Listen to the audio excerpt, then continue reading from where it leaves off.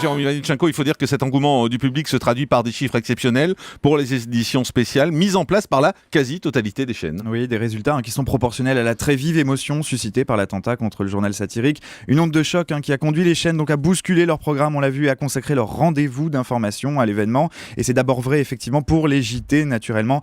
Mercredi, les éditions de 13h de TF1 et de France 2 ont enregistré des chiffres largement supérieurs à leur moyenne habituelle, avec près de 400 000 téléspectateurs de plus. Même chose à 20h, où les éditions spéciales beaucoup plus longues ont battu des records. 9 200 000 téléspectateurs étaient devant TF1. C'est près d'un téléspectateur sur 3 et c'est un record cette saison. Même chose pour le 20h de France 2 qui a voisiné avec les 7 millions de téléspectateurs. Et c'est aussi le cas pour les éditions spéciales des magazines, très largement suivies. Mercredi, en fin d'après-midi, France 5 consacrait son numéro de C'est dans l'air aux événements. Là encore, record de saison avec 700 000 téléspectateurs de plus qu'habituellement à 2 300 000. Constat similaire pour C'est à vous qui a réuni 1 325 000 téléspectateurs, c'est 400 000 téléspectateurs de mieux que d'habitude.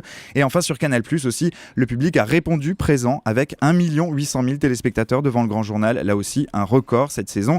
Des chiffres qui accréditent effectivement l'intérêt massif du public autour de ces événements dramatiques, à la hauteur du choc ressenti par le pays tout entier. Oui, évidemment, cet engouement s'est aussi reporté sur les chaînes d'infos en continu. Et oui, pour iTélé, tout d'abord, qui a enregistré son meilleur score historique mercredi. En moyenne, sur la journée, la chaîne a rassemblé 3,8% du public, battant son précédent record, enregistré en mars 2012 à l'occasion d'une autre affaire tragique. Il s'agissait de l'affaire Mohamed Merah. Le constat est identique pour BFM TV qui a rassemblé en moyenne 8% de l'audience globale. C'est environ 20 millions de téléspectateurs sur l'ensemble de la journée. Et il s'agit là du deuxième meilleur score historique pour la chaîne.